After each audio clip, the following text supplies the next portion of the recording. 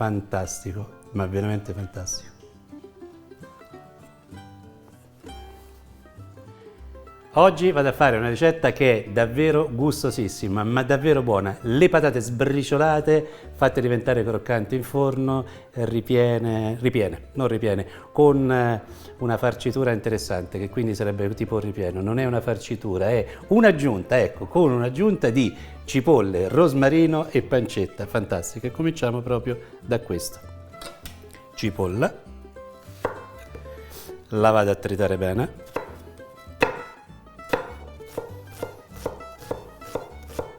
Aggiungo un po' di rametti di rosmarino.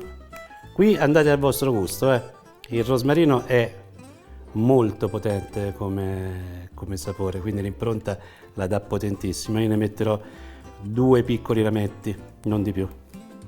Così è più che sufficiente. E trito. Metto un buon giro d'olio in una padella, accendo il fuoco e metto le cipolle e il rosmarino e si comincia a farle soffriggere.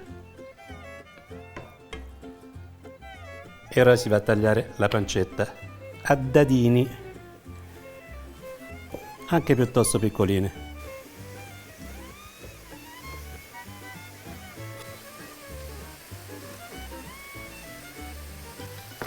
Ovviamente, se vi rimane un cubetto un pochino più grosso degli altri, vi dovete sacrificare e mangiarlo.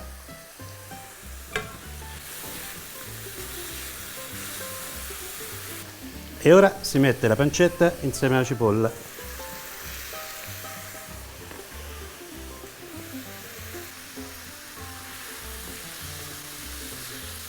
E ora si fa rosolare bene. Cipolle e pancetta sono perfette, quindi posso tranquillamente spengere. E ora andiamo a occuparci delle patate. Patate lessate, sono già lessate, non sono fredde ma quasi. Allora, ma le posso fare direttamente qui. Le schiaccio con uno schiacciapatate, così, ma in modo molto rustico, Potete fare anche con una forchetta, non c'è bisogno di usare mezzi ipertecnologici. Dentro metto un po' di pecorino, ma tipo un cucchiaio, non di più, ma questo se lo volete lo mettete, se no no. E ci metto dentro lo stesso quantitativo di parmigiano.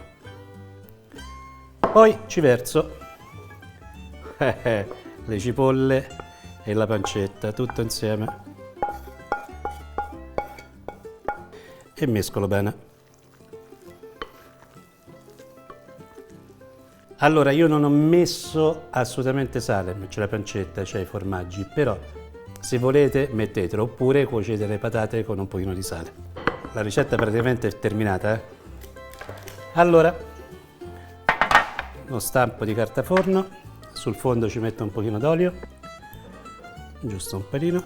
Uso un coppapasta ma per darmi un po' di tono, per fare una cosa un pochino più precisa, se no la potete fare tranquillamente a cucchiaiate, anzi forse potrebbe venire anche più bellino. Ne prendo una quantità buona e la verso nel coppapasta, senza spingere, senza fare una cosa precisa,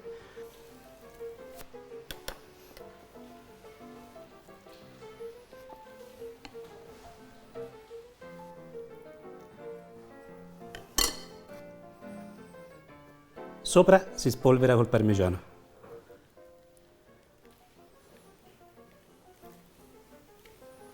Ora andiamo in forno, forno statico a 200 gradi, lo lasciate per una decina di minuti, poi spostate su grill e lo fate grigliare finché non viene proprio bella crosticina. Quanto tempo ci vorrà col grill? 5-10 minuti, ma dovete veramente guardarlo.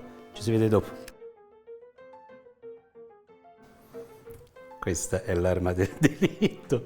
Ora vanno assaggiate. Sono fuori dal forno da pochino, quindi sono calde, e questa è la gratinatura che preferisco io. Forse vi dirò anche un pochino di più, ma già è piuttosto bella. Si assaggia? Prendo quella un pochino più brutta. Guardate qua, non so se riesce a percepire, io lo vedo il fumo, sta fumando.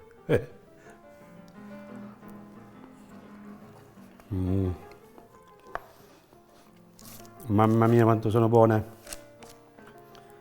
Mamma mia quanto sono buone.